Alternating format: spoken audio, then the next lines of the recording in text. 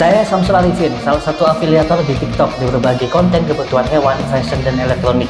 Saya juga sosial media spesialis berbagai brand yang ada di TikTok. Di video kali ini, saya akan mencoba sharing tentang dunia TikTok. So, subscribe dulu dan jangan lupa share kalau kalian anggap ini bermanfaat. Mulai 1 Juni kemarin banyak yang pusing tentang akunnya. Kenapa kok nggak bisa berkembang? Kenapa kok nggak bisa maju? Sementara konten sebelumnya gampang banget mencapai 1000 view dan kemarin mulai 1 Juni itu susah banget mencapai 1000 view. Bahkan untuk 100 aja kesulitan gitu kan. Dan ketika saya pelajari ternyata ada beberapa kesalahan yang kita lakukan. Saya sempat loh 1 minggu down, nggak bikin konten, pusing banget gitu ya. Sampai beberapa akun saya ngedrop semuanya, tim saya juga nggak jalan. Dan ketika saya menemukan konsep yang pas, akhirnya udah bagus lagi, seperti semula lagi, bahkan lebih maju lagi, lebih banyak lagi penjualannya. Dan pada video kali ini, saya akan memberikan kepada kalian apa yang saya dapatkan tadi. Saya merangkumnya dalam 5 kesalahan yang sering kita lakukan, sehingga VT kita stuck di angka 200. Yang pertama, itu kita hanya fokus di jualan aja nih. Kita memang jualan di TikTok ya, tapi jangan fokus di jualan. Kesalahan pertama, kita fokus jualan. Ini sebuah kesalahan, karena TikTok adalah sebuah platform untuk hiburan, bukan untuk jualan. Kalau memang untuk jualan, ya ada Shopee, ada Tokopedia, ada Bukalapak. Emang Bukalapak masih ada ya? Bukalapak saya udah tutup. Ada Shopee, Tokopedia, Lazada, dan lain sebagainya kan. Di situ kita fokus jualan, tapi kalau di TikTok jangan terlalu difokuskan di jualan. TikTok menyarankan kepada kita melalui AM-nya, melalui akun manajernya. Kemarin saya sempat komunikasi gitu kan. Mereka memberikan nasihat, kalau kita bikin konten, kontennya jangan melulu jualan, tapi yang pertama harus ada soft selling. Soft selling ini bukan jualan, tapi kita daily life boleh, kita storytelling boleh, kita ngomong aja boleh. Misalkan saya cerita gitu ya, kemudian saya minum pakai teh kotak kayak gini. Ini kan saya nggak jualan, cuma saya lagi minum kayak gini. Ini soft selling ya. Atau mungkin juga kita lagi main komputer, kemudian kita pakai mouse apa gitu kan. Nah, ini kita nggak jualan, ini soft selling. Soft selling ini sesuaikan dengan produk kita. Kalau produk kita tentang minuman, ya udah kita ngomong, kita storytelling sambil bawa minuman misalkan, atau kita cerita sambil pakai baju yang bagus misalkan. Itu salah satu contoh soft selling. Yang kedua adalah kita bikin hiburan ya. Kita bikin konten tentang hiburan. Hiburan ini bisa membuat orang lain tertawa, bisa membuat orang lain menangis, bisa membuat orang lain marah, dan sebagainya. Intinya, ketika kita membuat konten hiburan, kita mengaduk-aduk emosional penonton, emosional viewer, gitu ya.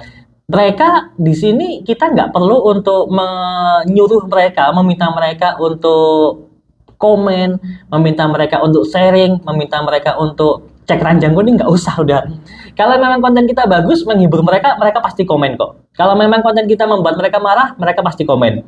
Yang kedua itu. Yang ketiga, baru kita bikin konten tentang hard selling ya. Hard selling. Hard selling ini ya udah kita jualan. Teh kotak kakak promo 100 1000 dapat 3 misalkan. Nah, itu salah satu konten hard selling. Kemudian CTA-nya atau call to action-nya cek keranjang kuning kak. Nah, kayak gitu ya. Itu tentang hard selling. Kemudian kesalahan kita yang kedua yang sering kita lakukan adalah kita tidak pernah menabung konten. Tidak menabung ide konten tepatnya ya. Ide konten. TikTok menyarankan kepada kita untuk konsisten dengan apa yang kita lakukan. Kalau memang satu hari kita pastikan kita upload 3 konten, ya sudah, harusnya 3 konten setiap hari kita upload. Jangan sekarang 3, besok 2, besok 1, besoknya 3, dan sebagainya. Dan kita sama-sama menyadari bikin konten itu bukan hal yang mudah, bener nggak? Kalau kita nggak ada ide, kita pusing banget gitu kan, mau bikin konten apa gitu. Ini yang kesalahan kita itu kita tidak pernah tabung konten. Misalkan nih, kita lagi jalan-jalan, tiba-tiba muncul ide masuk, bikin konten ini. Nah, kalau sudah muncul ide kayak gitu, tuliskan aja. Tuliskan aja ya, tuliskan aja. Kita kemana-mana bawa buku kecil, kita kemana-mana bawa buku kecil. Atau memang kita nggak bisa menulis, ya udah kita pakai voice note di HP. Kita tabung kontennya, ya. Nanti kita bisa pakai dari tabungan-tabungan tadi itu. Itu kesalahan kita yang ketiga, tidak pernah menabung konten. Yang ketiga, kesalahannya yang sering kita lakukan adalah kita membuat konten campur-campur atau konten acak-adut. Misalkan nih, kita konten kreator di bidang elektronik. Kita sekarang bikin konten elektronik, misalkan flash disk. Kemudian besok kita melihat kok arahnya rame ke fashion gitu kan. Kita coba-coba ikut fashion. Lalu besoknya lagi rame di makanan dan minuman, kita coba-coba ke situ. Jangan. Kalau kalian sudah mengacak kadukan konten kalian, tidak dalam satu niche, tidak dalam satu kategori, siap-siap aja akun kalian bakalan anyep, bahkan nggak ada penjualan. Kesalahan kita yang ketiga, kita mencampur adukkan konten atau kategori. Di kesalahan kita yang keempat, kita tidak pernah melakukan personal branding nih. Tidak ada personal branding. Ini kesalahan terbesar yang kita lakukan. Ingat ya, kadang-kadang kita mau membeli sesuatu itu kita ngelihat siapa sih yang jual gitu kan, apa sih produknya, mereknya apa sih. Nah, kalau nggak ada personal branding, bagaimana bisa maju? Bagaimana orang bisa mengenal kita? Bagaimana orang bisa memahami karakteristik kita? Mereka nggak bakalan mau gitu kan. Personal branding ini penting. Dan di video saya nanti, saya akan membahas betul-betul detail tentang personal branding ini. Jadi, follow aja akun ini ya. Kesalahan kita yang kelima nih. Kita tidak konsisten